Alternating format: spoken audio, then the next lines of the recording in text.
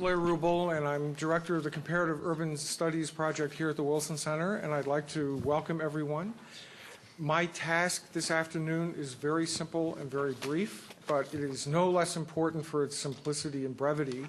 I'm here to welcome everyone on behalf of Lee Hamilton, the president of the Wilson Center, and to thank, on behalf of the center, a couple of key people who have made this meeting possible. And late arrivals should understand the front seats are for them, because we really, it'll work better if people sit up front.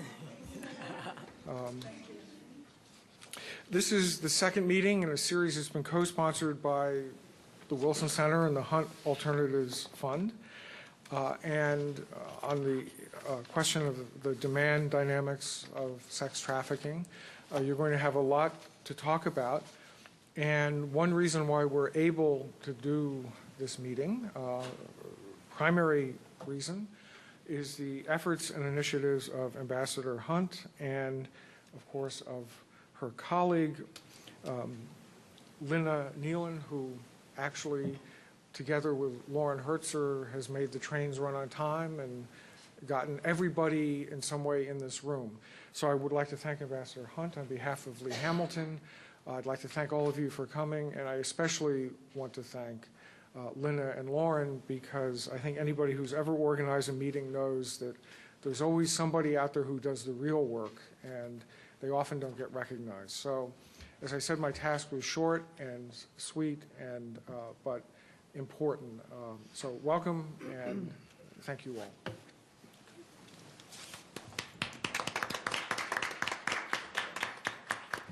Good afternoon. Well, this train's running a little late, but I'm sure we can maybe go on a bit later. Welcome to the second event of the Demand Dynamics for Sex Trafficking speaker series. I'm Lina Nealon, and I manage the Demand Abolition Program at Hunt Alternatives Fund. It's a family foundation headquartered in Cambridge, but we actually have offices here in DuPont Circle. Demand abolition supports the modern-day slavery movement by combating the demand for sex trafficking. And we do this through advocacy, through research, and through convening. So we're very grateful to the Wilson Center and Comparative Urban Studies Project for helping further this goal of bringing people together, educating the general public, and especially practitioners and policymakers on this grave human rights abuse. When Ambassador Hunt and I approached Congressman Hamilton about the Wilson Center starting a program on modern-day slavery, he emphatically stated that this is an issue that concerned, passionate people need to be educated about. So thank you for spending your afternoon here to learn more about modern-day slavery, and particularly how to combat the demand for commercial sex. Feel free to come up front. Still room. Slavery is more prevalent today than at any point in human history. There are some that estimate that about 27 million people are currently enslaved worldwide, and that is more than throughout the 400 years of the transatlantic slave trade. And it's happening in every community in our own backyards. Yet well-meaning people still don't know much about it. And if they do, they usually know it by the term human trafficking. And I just want to clarify that we're not talking about movement of people. It doesn't matter if someone's trafficked or moved from Vilnius to Vienna, or Nevada to California, or DuPont Circle to Pennsylvania Avenue. We're talking about the state of being enslaved, of people being exploited. And again, it happens in every community. The victims are men, women, and children. And there's many forms of slavery: debt bondage, labor, domestic servitude, and sex trafficking. And the Department of State estimates that roughly 80% of the 600 to 800,000 people who are moved across borders into slavery are bought and sold for sex. Most of them are women and children. And while sadly there are no reliable estimates about how many are enslaved in the sex trade in the US, there are some studies, for example, the University of Pennsylvania study that believes that 300,000 children are at risk of being sexually exploited in the US every year.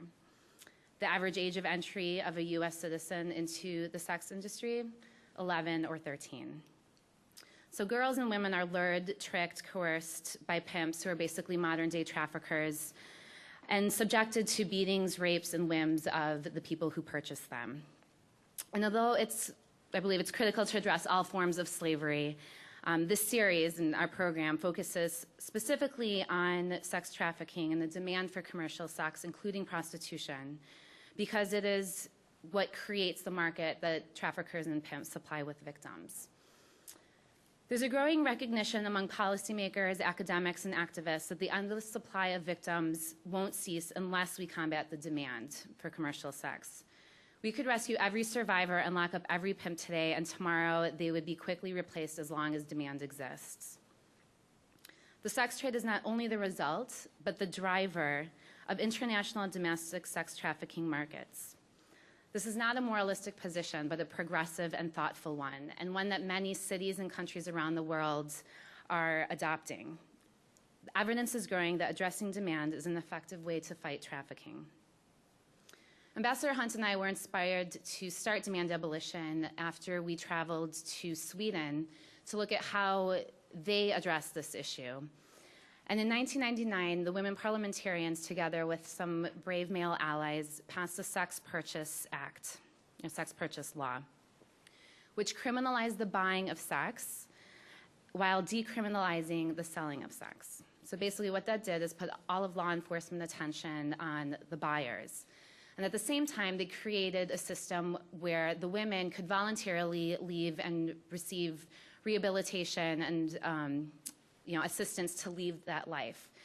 They also started gender equity classes in kindergarten. So they had this three-point approach of targeting, putting all law enforcement on the buyers, allowing the women to exit, and at the same time promoting a cultural shift through the education system. In just 5 years, the number of prostituted women in Sweden dropped by 40%.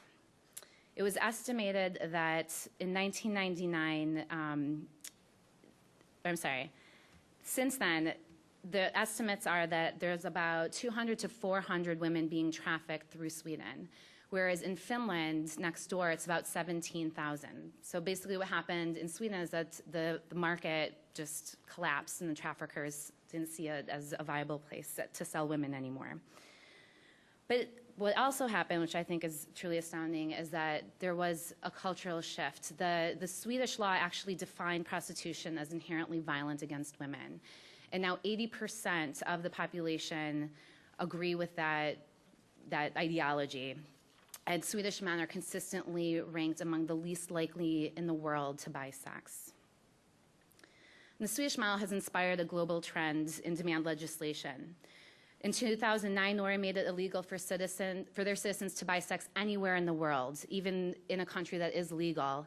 And speaking to Norwegian ministers, they said, we wanted to make it clear that Norwegians will not tolerate buying and selling of human beings. Iceland quickly followed suit. Finland, Great Britain, Scotland have all passed similar legislation. While we're not going to be talking about the international legislation today, I think that they can serve as models, and there's a lot of lessons that can be learned from these other countries. Luckily, there's a lot of anti-demand legislation and activity going on in the U.S., and I'm honored to have sitting with me here 3 modern abolitionists who've been critical in not only pushing through anti-demand legislation, but also fighting to ensure that that legislation is implemented, which I think is perhaps the greatest challenge. So you all have everyone's bios, but I'd like to welcome and introduce our panelists. Eleanor Kennelly-Gayetan served for over 5 years as Senior Coordinator of Public Outreach for the State Department's Office to Monitor and Combat Trafficking in Persons. While there, she acted as Senior Editor of the well-known Trafficking in Persons report for over 5 years, and managed congressional relations, including reauthorizations of the Trafficking Victims Protection Act of 2005 and 2008, which we will discuss in detail in a few minutes. She currently serves as the legislative advisor for the Coalition Against Trafficking in Women, which promotes women's human rights by working internationally to combat sexual exploitation in all its forms. Campaigns and projects of CATW include prostitution law reform and project to curb male demand for prostitution. Eleanor is the proud mother of 5 children. Taina Bien-Aimé is the executive director of Equality Now, an international human rights and advocacy organization that works to end violence and discrimination against women and girls. Equality Now addresses the commercial sexual exploitation of women in its campaign against sex tourism and trafficking. Equality Now's work includes calling for the amendment to the trafficking law in India in order to hold commercial sex buyers accountable. They're currently working for the passage of international and U.S. legislation on trafficking. Tina practiced international corporate law at the Wall Street firm Cleary, Gottlieb, Steen & Hamilton, and looks forward to the day when the operation of the commercial sex industry will be deemed as a human rights violation. Samir Goswami is the policy director of the Chicago Alliance Against Sexual Exploitation and currently leads the End Demand Illinois campaign, which he will tell us about soon. He was the lead advocate in passage of the 2002 Cook County Residential Treatment and Transition Center for Women, the 2003 Criminal Record Sealing Act, and the 2007 First Offender Probation Act. Samir was also the lead lobbyist and organizer for the Preggers Accountability Act. And he's very hopeful that law enforcement can serve as one of the greatest allies in ending demand. So thank you all for coming. The panelists will each speak for about 10 to 15 minutes, and then we'll open up the discussion.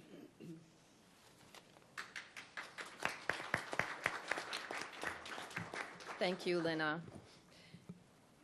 The history of federal legislation could be a very snoozy subject. So I had a PowerPoint that was crimson and sort of had like lots of lights and lightning bolts, but we're in the boardroom, so we're not doing PowerPoint today. There is a handout that includes slides that would have been shown.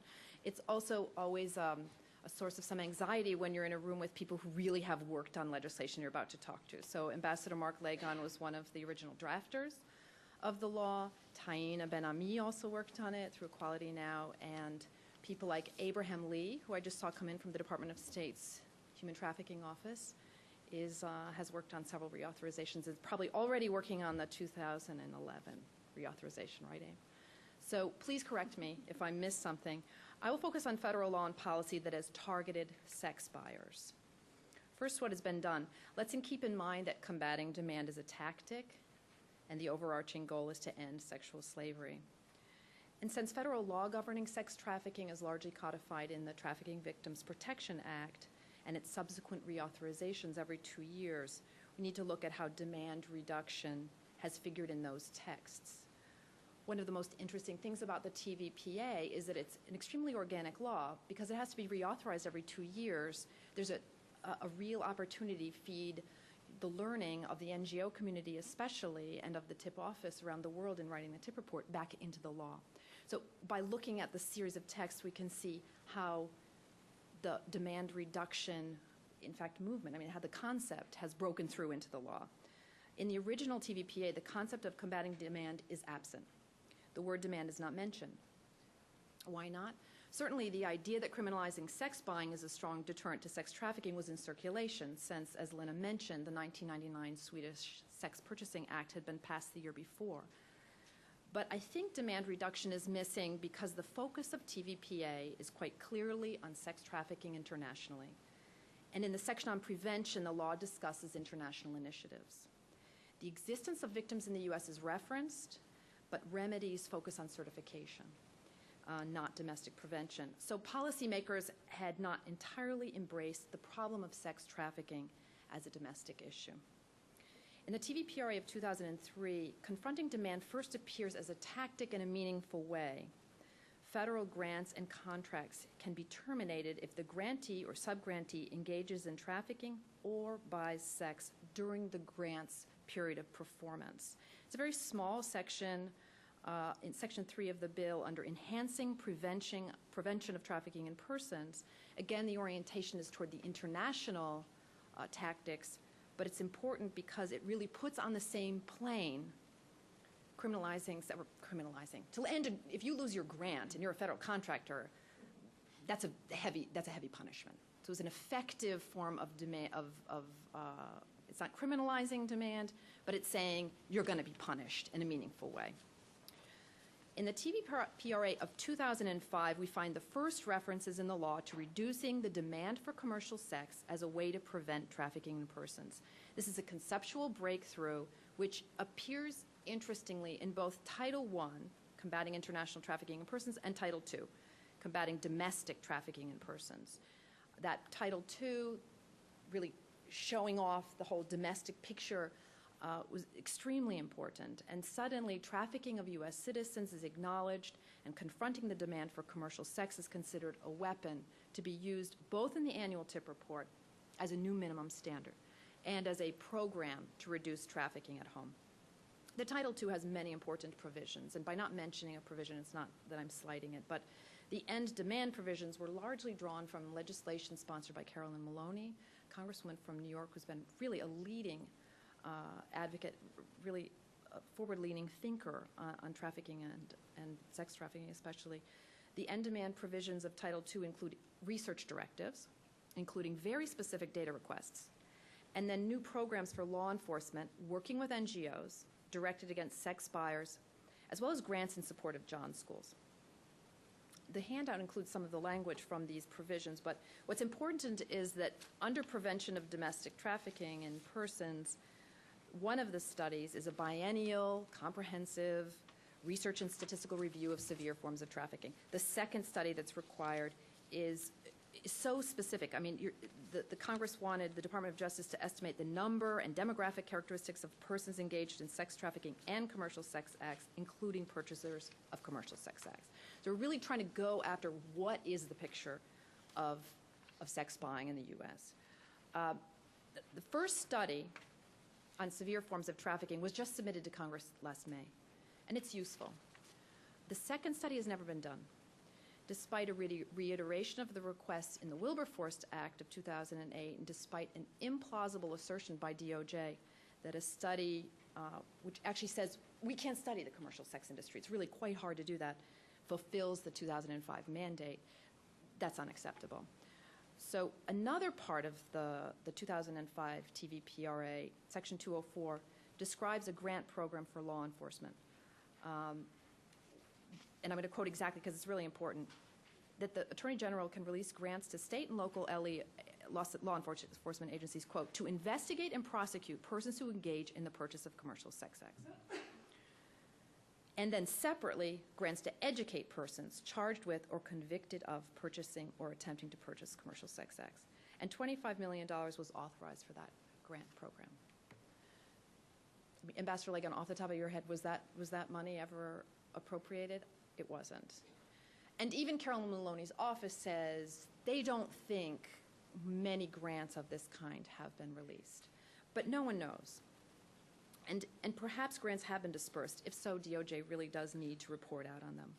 So while the idea of end demand provisions in the TVPRA is really catchy, it doesn't in itself penalize buying sex. It asserts that the demand for commercial sex contributes to sex trafficking. So let's learn more about the nature of demand, and let's support local pilot projects prosecuting and educating Johns. Actually, a more radical, punitive approach to demand reduction unfolded in 2004 and 2005 in a very different part of the federal government, the Department of Defense. On October 14, 2005, a presidential order made soliciting prostitution a specific crime under the Uniform Code of Military Justice for the first time. The maximum punishment is 1 year of confinement, forfeiture of pay, and a dishonorable discharge. So again, sort of like federal law on contractors and grantees, to say to a soldier, you could go to jail for a year and be dishonorably discharged for soliciting prostitution is a serious punishment. Besides criminalizing solicitation, the new policy required all service members and civilian employees to take an online course about human trafficking and how to recognize the signs. The motivation for the presidential order is very interesting. It was both because DOD recognized the intrinsic connection between sex trafficking and prostitution, and because of the 2002 Pentagon study that found soldiers in South Korea were contributing to sex trafficking by supporting prostitution there. direct connection between the prostitution industry and the brothel industry in South Korea and sex trafficking. And this zero tolerance directive represents a tremendous change in military culture. During the Vietnam War, for example, plane loads of servicemen on R&R were notoriously flown to third countries where commercial sexual exploitation was rampant, where the U.S. military looked the other way. But we need to know more about how implementation has proceeded in the U.S. military.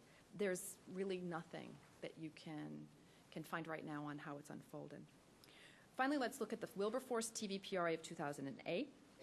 It again addresses demand reduction internationally and domestically, but kind of in technocratic ways.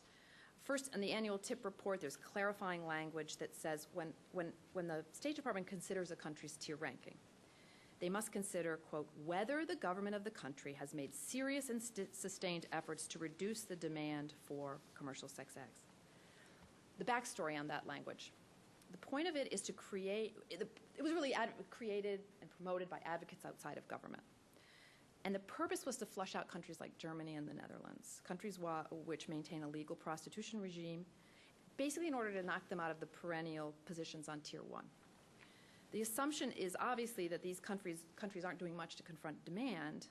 On the contrary, they maintain a legal environment that promotes demand, so they will fail that minimum standard.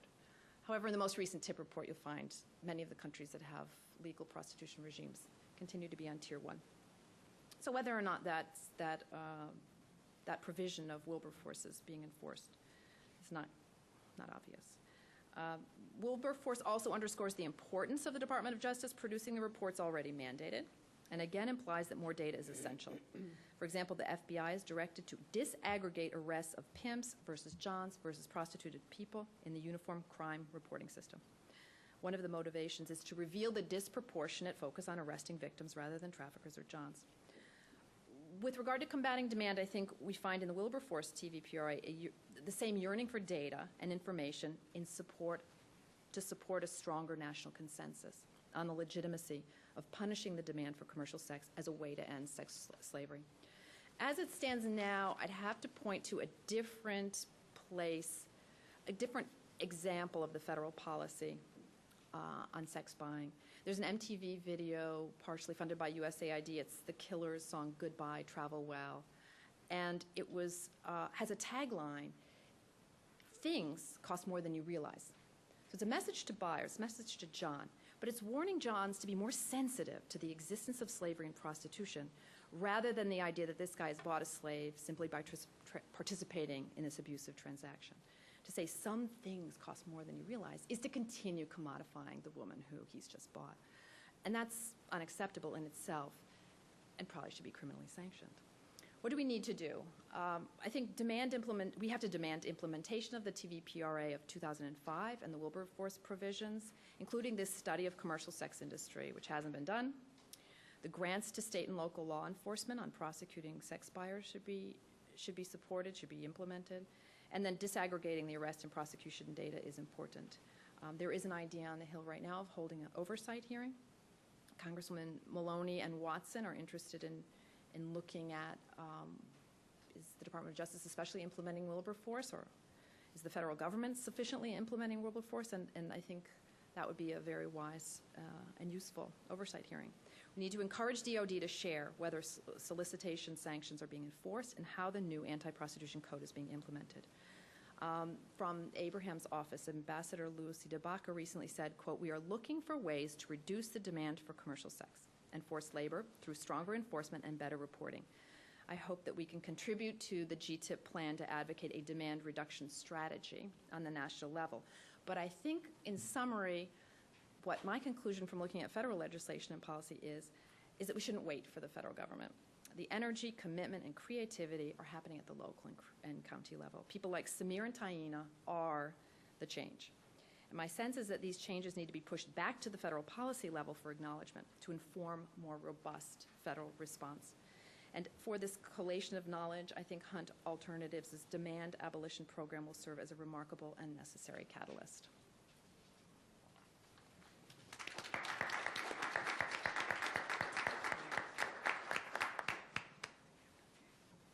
Thank you you so much, Eleanor, for the presentation, which I don't think needed the flashy PowerPoints anyway, and for all of your work, and for the great segue into Taina, who will talk more about the New York State laws. Thank you, Linda, and thank you, the Woodrow Wilson Institute, for inviting us. I just wanted to give you sort of a framework, since I'm going to focus on sort of two case studies on how advocacy organizations like Equality Now and others really look at the laws and try to make them help end trafficking in women and girls.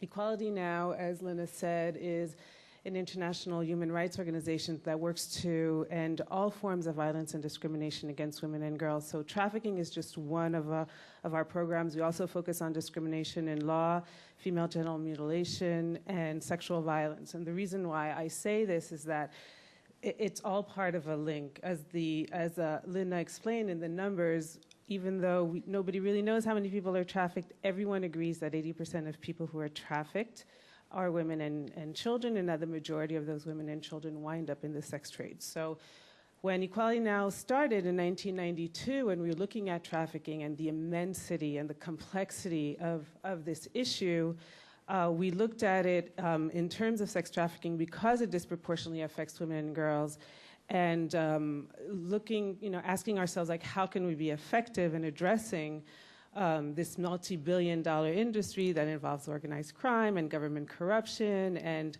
a lot of questions that have not been answered. We looked at it as a market, looking at the supply. And up to that point, I think a lot of ink and discussions had been put on the supply. Did she consent to being trafficked? Did she know her trafficker? Is she an illegal immigrant? You know, all these questions, that some of which are critical, but there was very, very little focus at that time on demand. So in 1995, there was an article in Newsweek saying that there were 25 sex tour operators in the US. This was pre-internet time. One of those operators was Big Apple Oriental Tours, which was in our backyard. Equality Now has offices in Nairobi and London and Jordan, but we're based in New York City. So Big Apple Oriental Tours, BAOT for short, was in Queens, in Belrose, Queens, and it was operated by Norman Barabash and David Allen, and it was relatively simple. Our human trafficking unit head, Ken Franzblau, who is our ultimate sex tourist, mail order bride guy, just sent in $3 and a request for a brochure and information about BAOT, and he received a wonderful packet with videos, long list of referrals from other men who had gone to the Philippines or Cambodia for $2,000 for 12 nights and days anywhere they wanted in Southeast Asia for, the quote was, real sex with real girls for real cheap. So we thought, that's easy.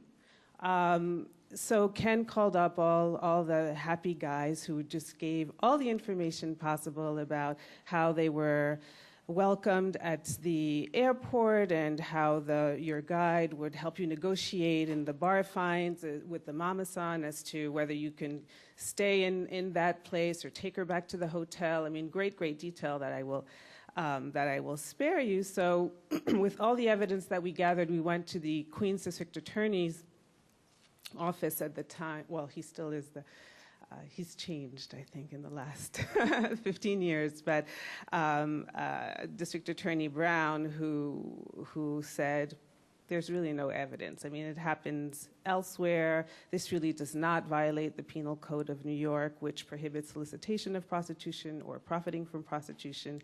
And that's when we started our campaign. So we launched a Women's Action Network. We're sort of an Amnesty-like organization where we have a membership base, and we ask people, the public, to mobilize and take action to put pressure on governments to change laws or enforce laws or enact laws, as the case may be. So our campaign lasted about 5 years.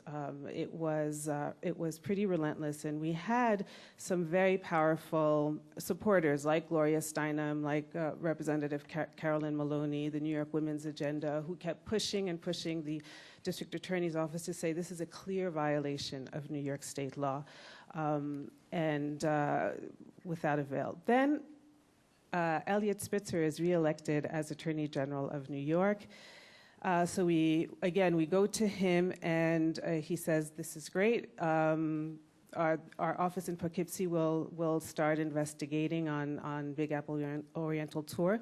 Within 1 year, a civil case was decided against Big Apple Oriental Tour, effectively dismantling the sex tour. Well, it was the business. So the website was dismantled, and they were no longer able to conduct business. And it was the first injunction of its kind in New York and in the country, as far as we know. So with that, we were obviously extremely happy, and we thought this is great. Now, all the sex tour operators in the U.S. will be shut down, but unfortunately, that has not been the case again. We also call for the criminal prosecution of the owner-operator, and unfortunately, after 5 years of criminal trial, it was they were both found, both the owner and operator were found not guilty because there was no proof that they actually sent men to those places to engage in prostitution. So unfortunately, but nevertheless, what this did is that it really brought a catalyst to our work on sex tourism. And also what it showed is that we really needed clarification in New York law as to prosecuting and punishing sex tour operators. And in the process, what we also came to see is that the links between understanding gender-based violence, because we consider sexual exploitation of women and girls in the sex trade as gender-based violence and discrimination. After a few years of just incredible resistance within the district attorney's office, we had a good friend who worked in the office and said, you are absolutely wasting your time. I mean, the culture of the office is such that the male attorneys will go to the local gentlemen's club when they have time off, when they have a convention, and the rape cases, for instance, are summarily dismissed on a regular basis. So again, I think it's important to not silo all of these violations and to really understand sort of the links of violence against the most vulnerable population in the world, which are disenfranchised women and girls. So what this meant, of course, the internet comes to existence, and now our job is exponentially more difficult because anybody can be a sex tour operator. Between Craigslist and other websites, anybody in their pajamas can rent a house in the Dominican Republic. So if you go on www.tour69.com, you could actually click on the Dominican women, or they're who knows if they're actually women. Probably a lot of them are under 18, but the tagline is you can choose any of these girls between the ages of 18 and 21. So our job is to continue to put pressure on law enforcement to ensure that they really investigate and systematically shut these websites down and the businesses down. We were successful in only one jump-off destination where I guess it was in 2006, where, again, Ken Franz Blau, my colleague, found Jump Off, and Saeed Ahmed was in Washington Heights, for those of you who know New York, and was organizing sex tourists to go to the Dominican Republic. He was found criminally liable. It was also the first criminal case of its kind in the country. Unfortunately, he only received probation of 18 months. But nevertheless, I think that, again, it's just a step forward, but it also shows the enormous resistance that we find at the law enforcement level to take these issues seriously. I brought, finally, my last point on sex tourism is I brought an action that has been ongoing for the last 5 years on this sex tour operator called GNF, now it's called G Point, F Point tours, which was originally based in New Orleans, where we contacted the U.S. Attorney in the state to, again, look at the Mann Act, because Eleanor didn't mention the Mann Act, but the Mann Act is also a critical federal tool to look at issues of sex tourism and sex trafficking. And we find that, Paul Weiss actually has written a memo on finding a clear, sort of that the Mann Act is a very clear and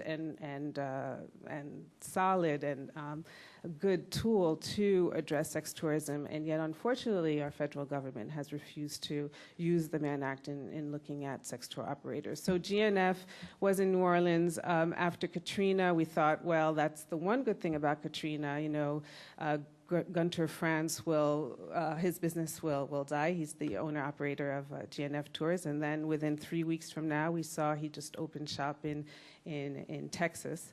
And so, again, we started our campaign. So every 6 months, we know that every May and every November, Gunter France organizes sex tours to Thailand and Cambodia, and every 6 months we write a letter to our Department of Justice calling on them to investigate and prosecute Gunter and shut down the GNF tour. And to this day, we have not been successful, quite unfortunately. So the work continues. Now, just quickly, I don't have a watch, so how much time do I have? Okay. So quickly, legislating against demand. Equality Now convened the New York State Anti-Trafficking Coalition in 2005 when a local organization called My Sister's Place, who primarily helps victims of domestic violence, came to us and said, we are seeing an increasing number of sex trafficked victims, and there is no New York State law. Can you help us? So we thought, well, we're an international organization, but these are grassroots organizations that we support. So let's look at it. We had absolutely no notion of how the New York legislative system worked at the time, but we knew that New York needed a strong law. So we assembled this coalition and had a sign-on of 80 diverse organizations across the state to really call on the New York legislature to enact the law that would include 6 elements. One of them was a comprehensive definition of trafficking that would include deception and fraud, which is severely lacking in our Trafficking Victims Protection Act, whereby you have to show force, fraud, or coercion, which is an extremely high burden for prosecutors. And number 2, that we create strong penalties for traffickers, that we address those who patronize the sex industry. So that was our demand provision, that we increase the penalties for the patronizers of prostitution, that we clarify the law on sex tourism, and that we create remedies and services for trafficking victims. Again, it was an extremely onerous process. And I won't go into all the details since we're running out of time, but again, I think the elements that shocked us the most was the resistance of the legislators and the mayor's office and other stakeholders who really could not understand the concept of demand. They could not look at issues of commercial sexual exploitation as a human rights violation. So it's easy for people to understand modern-day slavery in the context of sex trafficking. It's not so easy for people to understand the sex trade in and of itself, including prostitution. And when I say that, because obviously we're talking about a very large spectrum, from lap dance establishments to massage parlors to brothels and obviously to slavery. So I think it's also really, it's critical for the movement to really engage in changing the paradigm shift. And it starts with our legislators, it starts with our government. So ironically, after 2 years of failing within the New York legislature, we were actually waiting for Eliot Spitzer to become governor of New York, because we believe that based on his understanding of sex tourism, as a contributor to sex trafficking and within the context of demand, that he would really understand the need for a strong law against trafficking. And so he was elected in November, and by June 2007, what we believe is the strongest state anti-trafficking legislation was passed with the New York Human Traffic Act. And then the Elliot Spitzer scandal broke out, where he was allegedly accused of being part of a prostitution ring, including purchasing $80,000 worth of women. So I think the lesson that we learned from that is when we look at demand, we are in an environment where we don't really understand what demand is. You know, what's a John? We don't even have a name for John. Like, we have every name in the Webster Dictionary or on the street for a prostituted woman. There are no names we call them quote unquote Johns. So what that means is that Johns are invisible, and they can be anyone. They can be our brothers, our kids' coaches, the bus driver, and they could be governors of states. So moving forward, and I'll leave that to Samir because he is the expert on Johns and demand. It really is. It's relatively easy to prevent sex trafficking, and there is a very cost-effective way to do so, and that is to really target the people who purchase sex at a very basic level. Again, Ken Franz-Blau has been doing a lot of research on John boards on the internet. There is an online community of Johns. There are many, many steps that we could take or that law enforcement can take to deter men from purchasing women. You know, I'm sure Samir will talk about that more, but I think that our work is cut out for us. But I also think that in this world where there is an increasing level of objectification and pornification and commercialization of women's bodies and girls' bodies, I think, unfortunately, sex trafficking will get worse before it gets better unless we really address this as a community to look at the exploitation and the purchase of other human beings as a human rights violation. So thank you.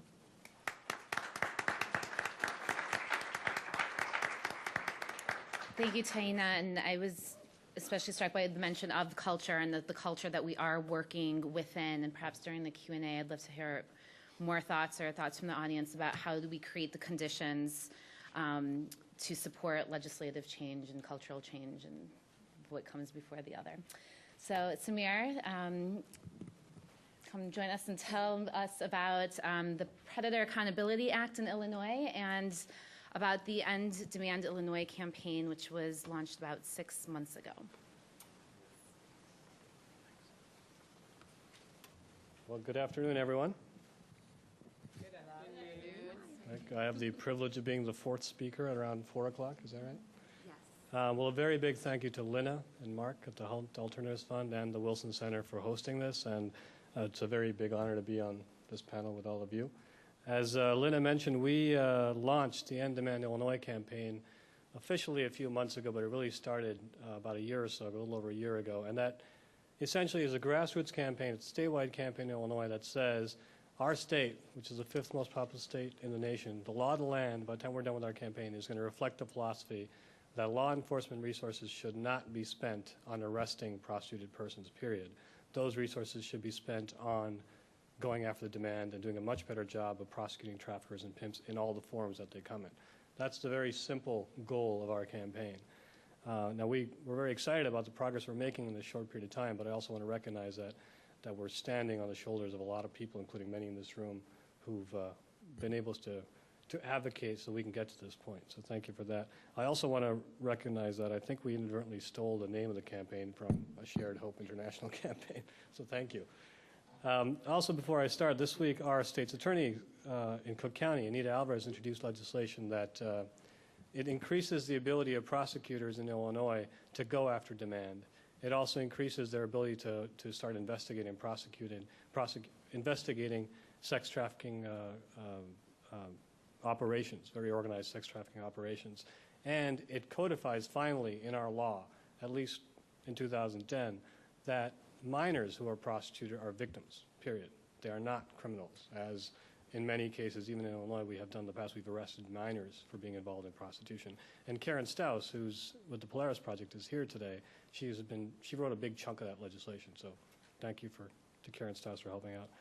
A few years ago, I was interviewing women in Cook County Jail, which is one of the largest correctional centers in the country, and I was talking to women who had been there for prostitution or had prostitution backgrounds, and I asked one of them a very simple question: have you been a victim of domestic violence? And she laughed at me. And I felt like I asked a silly question. I also asked her, how do you feel about leaving? Do you have a safe place to go once you leave jail? And she said she's very afraid of leaving jail. She felt safer in jail. Now, I'm from India. I'm an Indian immigrant. And I was thinking, wow, this is America. The jails are so good that you feel safer like while you're in jail. This is crazy. And obviously, all the other women that we interviewed that day confirmed all the studies that have been done, and there have been many, many studies done about prostitution in America, that prostitution is very violent. And the core perpetrator, the key perpetrator of that violence is not often the pimp. It's usually the John. And I was starkly reminded of that day when I was hearing from women that they'd rather stay in jail than go out there and face the abuse on the streets without options. Now, things are changing. Things are changing in Illinois, and they're changing throughout the country. But how do we generally respond to this situation of prostitution? Well, in Cook County, of the 4,000 to 5,000 prostitution-related arrests that we have every year, about 75% of them are of prostituted women. About 25% of them are of men who buy sex, and less than 1% are of pimps. If there's ever been a conviction of a John who's sexually assaulted a woman in prostitution, I've never heard of it in Cook County. I'd like to hear about other jurisdictions that have done that, but it's never happened in Cook County as far as I know. So clearly, some serious criminal justice reform is needed, and that's why we've launched our End Demand Illinois campaign. And luckily, law enforcement is quite a key partner in that campaign. But I do want to talk about how we got there. And a key component of how we got to the point where we can actually dream of a state that implements these laws is work that we did a few years ago on a bill called the Preggers Accountability Act.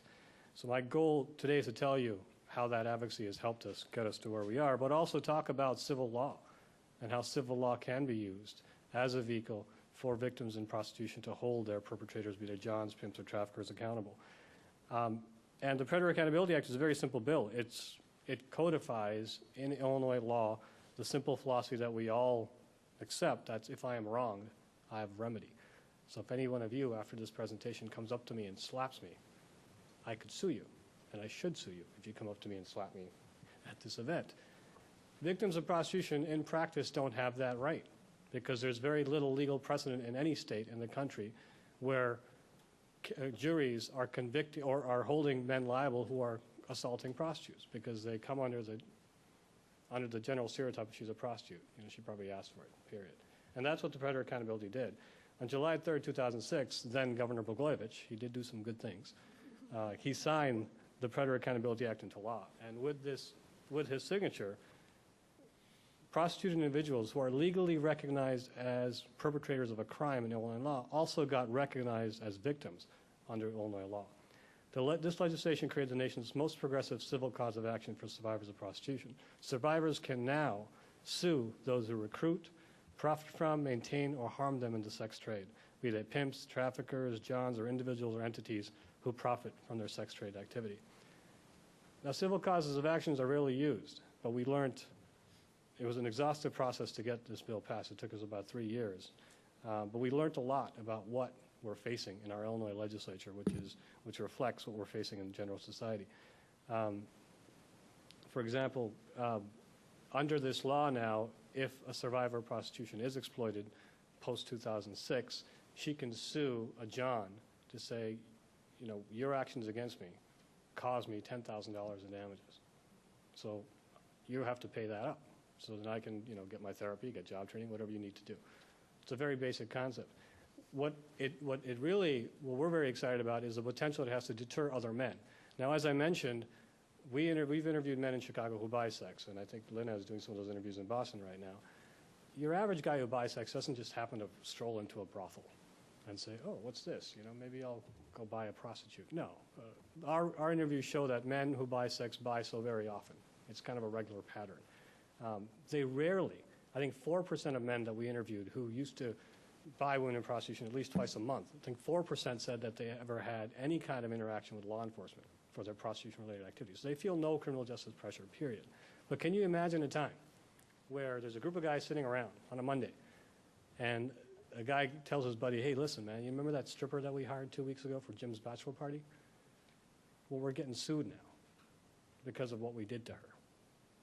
Even if it doesn't, register to them that they did something wrong, I think the fact that they may have to pay for this may act as a deterrent. And the interviews actually confirmed that if you did literally have to pay for this crime, it would act as a deterrent. And, contrary to popular opinion, Johns do have a lot of money. The interviews that we did with men showed that 60% had a college degree. A good chunk of them made over $60,000, $70,000 a year. So they do have the money to pay, which is often a problem in civil cases where you have to find a defendant who actually has assets that you can claim. Pimps, true to stereotype, DePaul University in Chicago interviewed ex-pimps in Chicago and, confirmed all the stereotypes that on average the pimps that DePaul University interviewed, they make between $250,000 to $500,000 a year. This is after they pay off, after they share their profits with a very organized structure of prostitution. So we had, although we faced many challenges when we were thinking about doing something like the Preggers Accountability Act, this is way back in 2002, 2003, we really had 3 goals in mind. One was to create a civil option that does the things that I mentioned. Secondly, we really needed a vehicle. This is back in 2002. We needed a vehicle to educate lawmakers and law enforcement about the harms of prostitution. And we really wanted something that I thought would be easy to get through our state legislature to educate people in a very easy way that, listen, prostitution is not just about women choosing to prostitute themselves for drugs. It's a very organized, very exploitative industry. And we're already seeing that education has had some impact. Just this past week, we've heard of a state representative in Rockford, which is about 100 miles north of Chicago. He just introduced legislation that increased the penalties for Johns. And now he wants to introduce an amendment to that legislation that will take those penalties and divert them to services for the victims of prostitution. And once again, Karen Stouse was instrumental in helping them draft that legislation, so thank you. Third, what we have really believed in is that this struggle has to be grounded in the voices of survivors, those who have experienced prostitution and sex trafficking. And so we wanted to also create a vehicle where the women can tell us what they need in law, what they need laws and policies of the land to look like that affect their lives. And this legislation created a vehicle for us to provide that opportunity to them. To me, this third goal has been the most profound impact that I've seen. We have so many survivors now in Illinois that were involved in that original fight that are now helping us with our End Demand campaign and leading some of those efforts as well. And just seeing their development, really their recovery from their life to now know that they can sit in front of a Senate Judiciary Committee hearing or they can talk to the New York Times or the Washington Post about their life and have it impact legislation has been very, very profound. So back in 2002, I made the mistake of thinking that this would be easy because I thought it's civil law. We're not amending criminal law, right? Law enforcement doesn't have to change their behavior, right? It's not a crime. You can still go ahead and go to a strip club, no problem. It's civil law. So I was very naive in thinking that this would be a very, very easy bill, and I misjudged the entrenched male privilege that we would face. It took 3 exhaustive years for passage, and it was a miracle that it passed. And the opposition was really disgusting in how blatant the opposition was. Many lawmakers in Illinois were reluctant to explicitly grant that right to prosecute individuals. Many openly expressed fears about being targets of false claims themselves. Or, and this was said to us, the unintended consequence that consumers will not be able to have the right to go to a strip club or get a lap dance. In fact, I remember we had probably 5 or 6 Senate Judiciary Committee hearings in the Illinois State House on this topic, and one of them, now picture this, those of you who have lobbied, I'm sure most of you have lobbied here, you're sitting in a very ornate historical room. It's the Senate Judiciary Committee, one of the most important committees in any state house. You have the lawmakers perched on top. You have about 200 people behind you waiting for their bills. You got media all over the place because there are all kinds of bills up, and many of them are controversial. And I'm sitting there with our state sponsor, Iris Martinez, our state Senate sponsor, Iris Martinez, on my right. And a senior member of the committee asked me a question. Now, this gentleman was actually, he almost became our Senate president. He was a very senior member of the committee. He asked me a question, and I put my hand on the mic, and I turned to Senator Martinez and said, did he just ask me if he can still buy a lap dance if this bill goes through? I mean, that's the kind of opposition that we faced while passing this bill. And this is why the Predator Accountability Act was needed, because in effect, the application of criminal laws that disproportionately penalize prostituted women while ignoring the many crimes committed against them have eroded their civil rights and rendered them to the status of second-class citizens. That is what the accumulation of our criminal laws and how they're applied has done. Popular culture willfully ignores the mountains of evidence of harm that prostituted individuals face while meticulously and maliciously fabricating glamorized lifestyles and myths. Survivors are not believed when they go to an emergency room and say that they were sexually assaulted. At very young ages, their vulnerabilities are exploited by adults. And after all this, what do? We arrest them. And we blame them, and we ignore their pleas when they say they were sexually assaulted or they were abused or they're being trafficked from one place to another. They're judged when they even seek help. Meanwhile, their victimization is celebrated by popular culture, where pimping is routinely glamorized and men are encouraged to go to strip clubs and massage parlors and hire strippers and bachelor parties. It's a rite of passage for many men, and that we saw that blatantly and unashamedly by our Illinois lawmakers, who are only reflecting what many in the general population feel. Prostituted women have been rendered silent, their experiences have been willfully ignored in order for a society and culture to uphold without question an ultimate act of male privilege and entitlement, the perceived inalienable right to own a female body for male sexual gratification. And the Predator Accountability Act was a small step in saying that that is simply not tolerable and that is not going to be codified in Illinois law.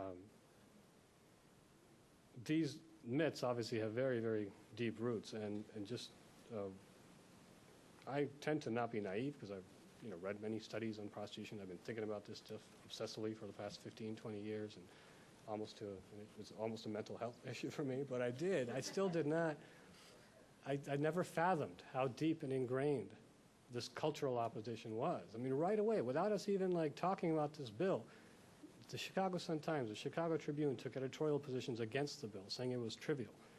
We were invited to speak on radio talk shows, popular radio talk shows, so that many of us as advocates try to crawl and beg to be on these talk shows. We were invited automatically, thinking, wow, this will be a great opportunity for us to let the people know. But immediately we were ridiculed by radio talk show hosts as well in the media. I used to lobby a lot in our Illinois State House, and I heard so many jokes about pimp and hoes. This bill got referred to as the pimp and hoe bill, which completely missed the point of what it was. The women that were come to testify and to speak and have individual meetings with survivors, with senators, would be openly mocked by our legislators, minimizing their experiences. It was incredible. Karl Rove could not have done a better job of orchestrating opposition, how much the culture just automatically opposed this. All this because soliciting sex is accepted to be the oldest entitlement in the world, and that's what we faced. The bill did pass, and it did, as I mentioned, lay the groundwork because of all the education, and I'm actually glad it took 3 years because it then allowed us the opportunity, the time, and the historical moment to train more survivors, to work with more survivors, and to educate lawmakers and law enforcement. And now we're seeing the dividends of that with our End Demand Illinois campaign. But the biggest and most profound impact it had on me was watching the women that we were organizing with, the survivors themselves, and the impact it had on them. And to this day, we have this great, incredible group of many, many survivors who are bringing other women into our organizing activities around End Demand Illinois, because they know that it was really an act of self-love and advocacy for them, that they saw that their voice was heard, that they actually had a say in their governance and the policies that impact their lives. For many of the women that we advocated with, they knew that the Predator Accountability Act would not have helped them because, their prostitution was 10 years ago, 15 years ago, and the bill would not have covered acts prior to 2006. But they did it anyway because they were trying to prepare future generations or prevent future generations from being harmed. So that's a little bit about the Predator Accountability Act, a little bit about End Demand Illinois, and the cultural problems that we're trying to overcome in our little state that hopefully will result in, when we overcome them, some significant legislative change that I hope will impact national legislation and inspire other states as well. So, thank you.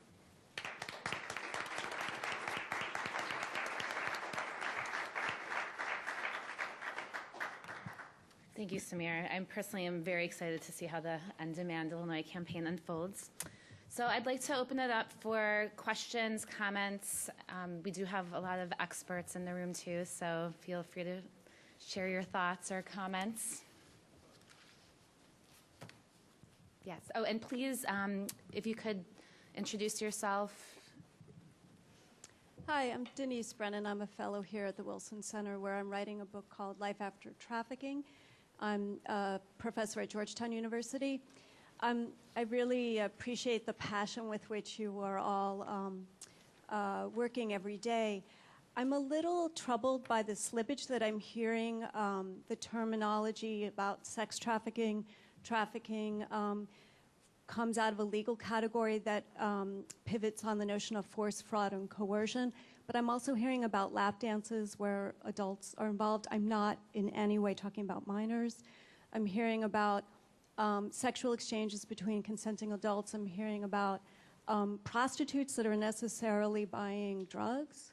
Maybe they're selling sex to pay for school or pay for food for their kids. So I'm wondering if you could clarify what you're ending demand for. Are you ending demand for, with the same ferocity, a lap dance as you are for sex trafficking?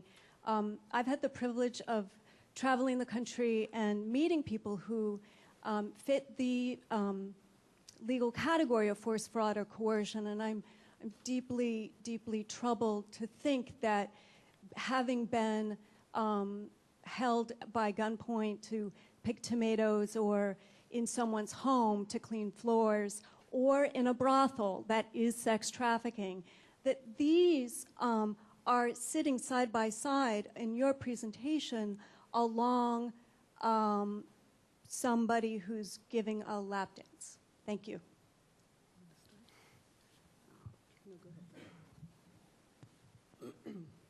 I'll start with that. Thank you for the question, and thank you for the book that you're writing. I'm looking forward to seeing it. I think one thing that we, at least as policy wonks, often ignore that is in the research and is confirmed by at least the women that I work with, is we ignore where the sex trade is happening. Now, when we interviewed men who buy sex, about 113 of them in Chicago, and there's some other studies that confirm this, they don't talk about that often. I think only 17% of them bought sex on the street, so we think of as prostitution in an alley, whatnot. They're going to the strip clubs. They're going to the massage parlors. They're going to the escort service. They're going to legal, regulated businesses where the sex trade, prostitution, the illegal acts of prostitution are happening. When we talk to the survivors that we work with and we look at the research, most of them were prostituted out of those legal, regulated businesses that were really fronts for. I mean, if I talk to Olivia, Brenda, Lucretia, I can give you many names of women that we work with. They all say that they actually started in these indoor venues. They were maybe attracted when they were 17 or 16 or 15 by, you know, dancing in a club and all the money that we showered upon them. And they slowly got then, some not as slowly, lured into what was happening in the back room. Sometimes to force, fraud, or coercion, sometimes to purely that they had vulnerabilities in their life that someone else exploited, or because they were young, questioning their own sexuality and having fun, et cetera, and ending this and entering this path. Also, I think we can't ignore the fact that there could be a 22-year-old woman who is consenting to and dancing in a strip club and giving a lap dance, which is perfectly legal in most jurisdictions in the country. But what was her life like? According to the studies that I've looked at, that we've done in Chicago and Cook County and Illinois, I think, depending on what study you look at, between 60 and 75% of women that are involved in illegal aspects of prostitution entered at very young ages, before the age of 18, some as young as 12, 11, as Lena mentioned. And I don't think as policymakers, especially as lawmakers, should ignore that. I think we have to take a look at what does the sex trade look like, where is it happening, and that's what we have to make our decisions on, our policy decisions on. Thanks. I would also add that we're not talking about and again, there's no research on this, but we're not talking about the 0.01% of women who enter into some form of exercise in the sex trade of her own will. We are talking about third-party exploitation. So this is about the buying and selling of human beings. As Samir said, what happens is if The reason why we use all forms of commercial sexual exploitation, including lap dance establishments, is that lap dance establishments and strip clubs are usually the entryway into more severe forms of sexual exploitation. It's all sexual exploitation if there is a third party involved. The reason why it's really critical to link prostitution and sex trafficking is because one would not exist without the other. The reason why sex trafficking exists is because of the existence of a multi-billion-dollar sex trade that includes all forms of sexual exploitation, including lap dance establishments. So I think it's not a slippage, and probably we do slip in language because it's second skin to us, but what we're really trying to focus on is the demand, which means, is it okay, is it ever okay to, as a pimp, exploit and purchase and sell another human being? And two, is it ever okay for one human being to ever exchange money for the purchase of another human being, which happens to be a woman, which, according to all of the studies that we've seen, are among the most vulnerable in terms of histories of past sexual abuse, homelessness, drug addiction, and trafficking. If the average age of entry into prostitution in this country is 13, 14 years old, all of a sudden, 4 years later, consent, what does consent mean? Does she have the emotional, educational, family structures to allow her to get a job in a bank or to enter into college? So this is all part of a structure that we need to look at in a very comprehensive way, and as a women's rights issue. Thank you.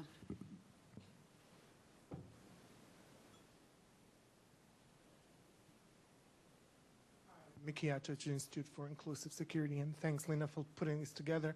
You all mentioned in various forms the change in culture that's needed. And what I was particularly struck with in all three presentations, particularly culture within the lawmaking. And so could you share some tactics or strategies that we could all apply to help with changing that culture?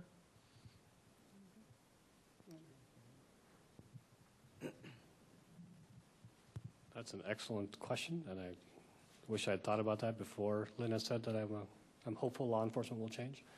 No, but on a serious note, a few things that we're thinking about is, especially in my experiences with working with law enforcement, which has been for a few years now, is there's such a hierarchical top-down structure. So one thing we've been pushing our Cook County Sheriff, Tom Dart, on, which I think this is in process of being reviewed by his lawyers and will get implemented, is a zero-tolerance policy, which is if any one of his civilian or armed staff, the sheriff's police, the deputies, are caught in a sex trade venue, period, even if it's a legal venue, he wants to implement a zero-tolerance policy to make it very clear. The other thing that we're working on in our organizing committee with survivors is they routinely complain about the violence at the hands of police officers, and especially having that power that it's illegal. So a lot of officers say, do this for me and I won't arrest you, or give me your money and I won't arrest you, et cetera, et cetera. So they're actually coming up with some organizing strategies, collecting stories from other survivors who are out there. And then we're going to launch a media campaign to embarrass the police department that, look, according to the studies, done in Chicago, 25% of women in prostitution have complained about police officers being abusive, and we have these 100 stories that we've compiled that we're going to take to the press, unless you also do zero-tolerance policies and implement sound grievance procedures so that if someone is abused. Now that's, obviously, we're talking about police brutality, which is a much huge issue in New York and Chicago and other places. The other thing in my mind, and this is a key thing for End Demand, is having a law that criminalizes women in prostitution, who are very vulnerable to begin with, gives a crazy amount of power to a police officer. We have to change that system. We have to remove that power that they already have over this vulnerable person. And that's what I'm hoping to see when our law changes, is that it'll be a human services issue. It won't be a law enforcement issue. And they won't have that power over them. I think there needs to be an organization that is to be formed to look at the media and its its portrayal of women as objects, as pornified objects and sexual objects. Equality Now works a lot on female genital mutilation, which is a harmful cultural practice. And if you talk to those communities, you realize, and if you talk to the grassroots activists within those communities who are trying to end the practice, and we're talking about 5,000-year-old practice, What they tell you is you have to engage the entire community. You have to talk to the religious leaders, you have to talk to the circumcisers, you have to talk to the parents, you have to educate youth in school so that the next generation does not cut their girls. Well, sexual exploitation is the same, in the sex trade is the same sort of culture where we think that prostitution is inevitable, that men have special needs that need to be addressed, that she likes it, that it's a job like any other job. And so the whole concept of the violence and inherent discrimination, that is based on gender, because let's face it, why is this particular occupation reserved for women and girls? And even the men and boys who are in it cater to men, so you're also looking at a gender inequality issue. So again, I think that whatever tactics we need to use need to engage the entire community, whether it's law enforcement, men, the entire community, the education community, the medical community, and it's a long process. I mean, the military example shows you that culture can change on a dime if you change the incentives. So, the cliche, culture takes a long time, and you have to build, you have to educate, but you can also change it really fast if you change incentives. So we have to look at places where we can change incentives quickly in where we have a community or a population where the parameter is clear. Those incentives can be changed.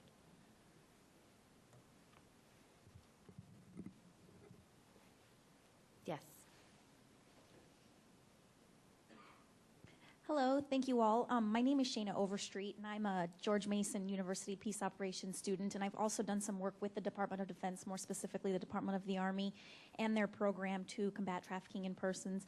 And I just, Eleanor, this is for you. I just wanted to know, you were talking about how the culture had changed, how Vietnam, it was more acceptable, and now obviously it's not. The executive order has come out. There's also some Department of Defense instruction. But you said, how is it in, I just wrote, how has it unfolded, and you wrote that it states nothing. Can you explain? I don't think we know enough. Okay. And I'm so glad you're here. This is terrific. I've never met someone who's actually implementing the law. And that's the problem with national policy. It's an echo chamber, and people are hearing each other and meeting with each other and writing to each other. And yet, if these feedback loops, which the TVPRA has been great in doing, in part because there's a wonderful collaboration between people in the field and the policy wonks in DC. But in the case of DOD, it operated very much in its own world. There are also wars going on. They're quite busy. But I know they're studying how it's working. And however we can get our hands on that information, I think it's going to be very instructive. So thank you. You'll be the change on sharing that information with us all. Unfortunately, I think part of the problem is, of course, the budget. There is no money specifically. There might be within DOD as a whole, but within the service branches, there is not. And so I think it tends to get pushed underneath. And of course, there are two wars being simultaneously fought. So that's hopefully someday somebody will be able to fight and get some money for us to work on this case. Obviously, service members are going to be everywhere, just permanently. Exactly. And of course, we just put out a presentation for Haiti, and so our service members are going to be everywhere. It's very important. Well, the integration of women in the military has been very positive for us, and the fact that the demographics of the military has changed so much. There are many more family members rather than, and the fact that many of the service people are married has been very important. So these demographics have had a positive impact on the attitude toward prostitution and its harms.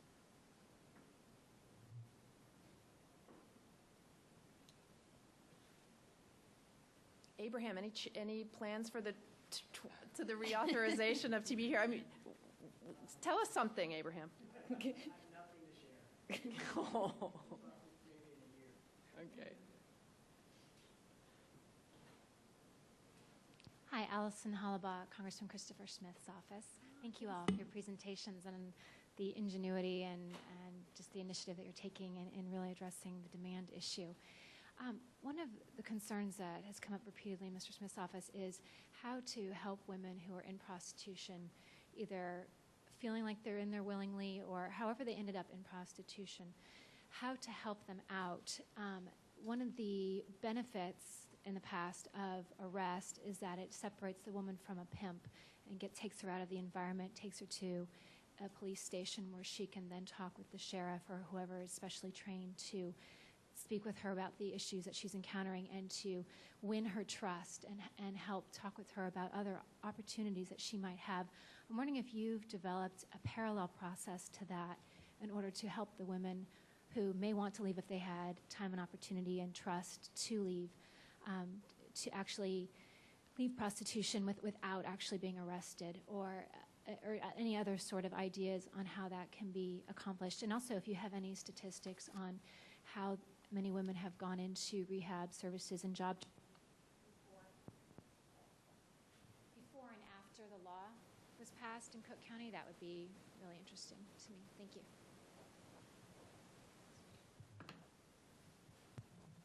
I guess I'll start. I think I speak unanimously for every single social service provider and advocate in every single town in America that if Congress found the money to help prostituted people, we will find the best practices and expand the best practices out there to create the opportunity for women to choose if they want to leave or not. I think I can safely say there are many, many programs throughout the country that we can provide to you. Breaking Free is one of them in Minnesota that Anita Carter runs. There's a couple of great ones like Meg Baldwin has in Florida. You guys can speak to that. The thing that we've done in Cook County, which is, I think, very progressive, is the law of Illinois still says that prostitution is a crime for both the prostitute and the person that solicits. It gets applied at the whim of the law enforcement officer, the sheriff, the state's attorney, the police department. And what the Cook County sheriff has done is he told his staff, he's like, we're not going to arrest prostitutes anymore. And what he did to advance that cause is he actually hired 3 survivors, 3 women who actually advocated for the Preggers Accountability Act very aggressively. He hired them to be outreach staff. So every time there's a sting at a brothel or through Craigslist or whatnot, the women, and they find a woman, these survivors come in, they are the first responders to the women that are technically arrested. And they're given options, they're given, as limited resources we have, they're given some resources, and then they have a choice. And the choice is that you can take these services, and we'll determine what that means, that you've taken the services, and we'll drop the case against you. And what they're now starting to do is, instead of doing stings where they're picking up women, they're actually doing stings where they're picking up men, where they're doing these, what they're called reverse stings. Hopefully they'll just be called stings. And going after the demand, and they're coming up with drop-in centers in the areas that the sheriff has jurisdiction, and building relationships with women in the community and women that are working in the hotels, are prostituting in the hotels. So if they choose to seek services, they can, and escape depending on their circumstances, et cetera. But there's many, many best practices from throughout the country based on geography and culture, et cetera, that are sensitive to those. That if Congress provide the funds, I'm sure we could do a lot of good with. Allison, thank you for coming in. I know how busy you are. It's wonderful that you're here. I was recently in an experts meeting at the Department of Justice, NIJ, National Institutes of Justice, and they brought law enforcement, detectives, including Cook County, from around the country together to talk about the challenges, but also how they're solving it. The creativity is amazing. There are really dedicated advocates from the mindset of Samir and Taina who are doing this work around the country. I think we in Washington, we're behind the knowledge curve. There's more going on that's good than we really know about. And that's why I think I ended with the idea that collating this information is really a very important task that needs to be done. But among the reverse stings and then putting some tip funds with like motels, sort of cheesy motels, but collaborating with these sort of cheesy hotels and tipping people that are giving them leads on traffickers and pimps who are violent. And in many ways, the police are your natural allies because they see how wronged and how harmed prostituted people are. Take one more question.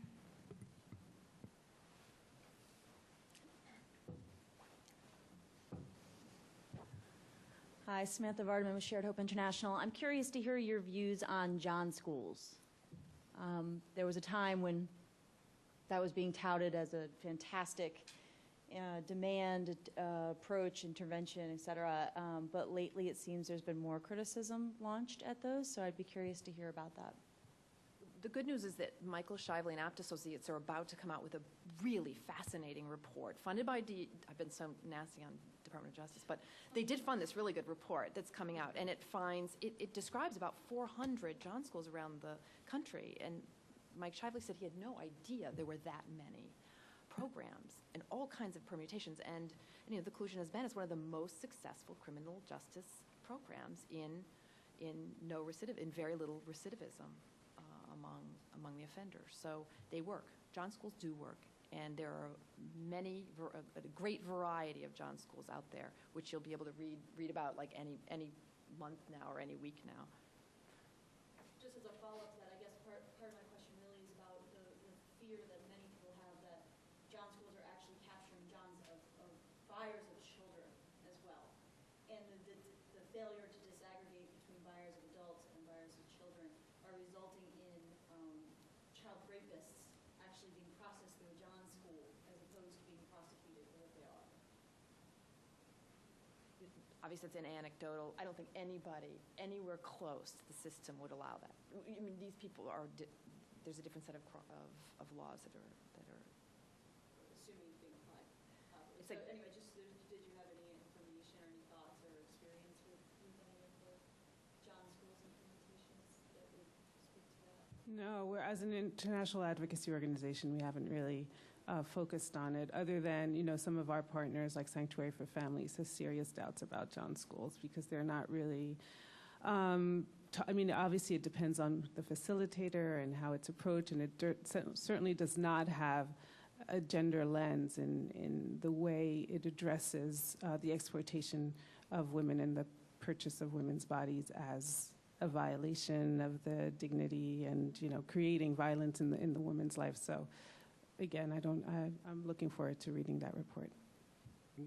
I think, we've been, the Sheriff's Office in Cook County has been debating to do a John School or not. And Michael Shively's research convinced me that there are some very, very, very positive things about John schools, and for many people it actually works. I was a naysayer before I read it. Now, I also think it depends on the topology of the John school. The one in San Francisco may be different from the one in Minnesota, et cetera, which one's better, depending on where they're at. But I think one problem we're debating in Cook County is, I think what you're referring to is Cook County has a horrible record of prosecuting rapists, period. Like, we just don't deal with sexual assault well in terms of our prosecutor's office. And they're starting to. They're starting to make those changes. We've had new leadership. Our state's attorney was there for 25 years, retired, and we have this great new person, Anita Alvarez, who's taken the helm, and there's some changes being made. But I think we just need to change the culture in prosecutors' offices, at least in Cook County and other counties throughout Illinois, where they're just looking at violence against women seriously, and they're doing all they can to get the perpetrator. It just doesn't become this he said, she said, but he said always means more. And that's the problem that we're having. So I'm sure if we came up with the best John school today, we would still have that problem. There would be serial rapists, there would be exploiters that would slip through and get off because they just went through John school. But we have to do a much better job of creating a system where victims of all kinds of sexual exploitation feel comfortable and empowered enough where they can actually trust the system to respond to their exploitation well. And that's where we're not at all. And I think it would be, from a policy standpoint, unwise to not consider that when thinking about a John school. I'll just add, Dr. Shively will be the first to say that they're not the be-all, end-all, and a lot of communities will feel that, we have a John school, we have an 8-hour class for men, like we're done with demands, or looking at this issue. And that another problem that he does find is that the screening process isn't as vigorous enough. And I think more criticism is coming out because there are, the idea of John schools is becoming more known. And he is looking at best practices and how you can better these schools. And we're actually talking about doing a conference of best practices with law enforcement in these 400 communities that he's looked at. So that should be this summer. Stay tuned. I'd like to give the opportunity for the panelists to give any final words. Maybe if you can if you could inspire the audience to do one thing today to advance the cause of ending demand, what would it be?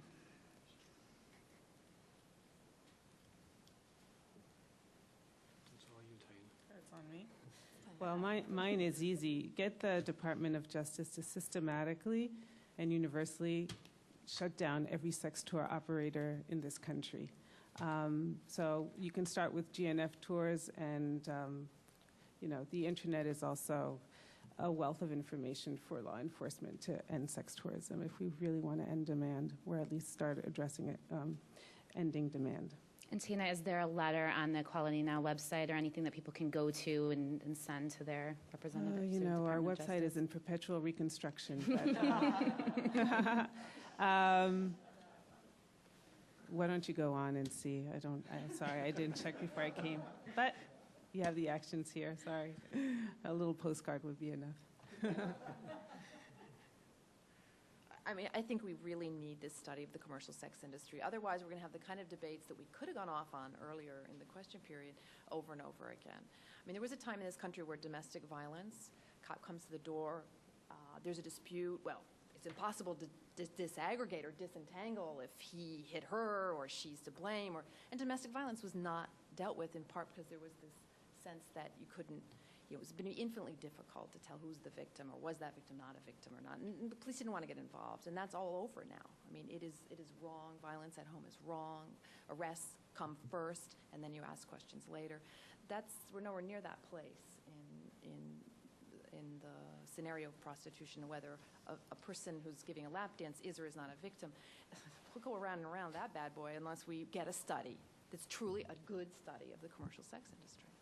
So I don't know the vehicle for demanding that Wilberforce and the 05 TVPRA be enforced, but hopefully you'll respond when you see a vehicle, or just, again, little postcard to the Department of Justice, to Eric Holder.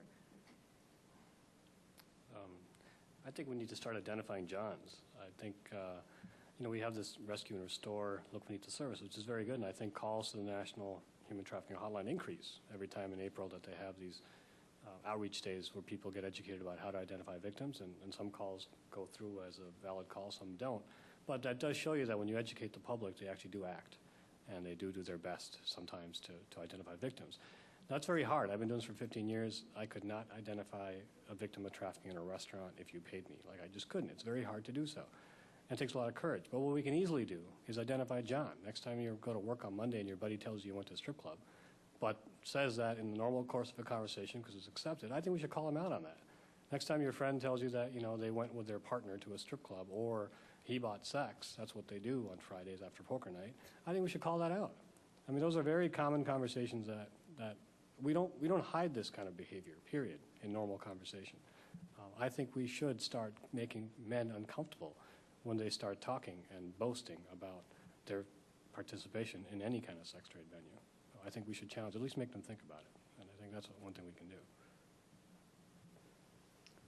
Thank you again, Eleanor, Tina, and Samir. I'm expecting our first child in May, and knowing that you guys are working on the front lines, really tackling demand, I have hope that one day my child will find it unfathomable that in the U.S. you could buy and sell another human being. So thank you for your work. Thank you for being here tonight.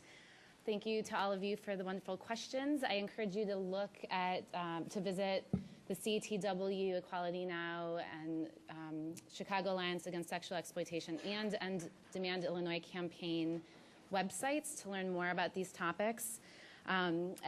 This event will be available online, and if you're interested in seeing the last May Wilson Center panel, you can also view that online. And we'll be having our next panel in the beginning of May. So I hope to see all of you there. Thank you.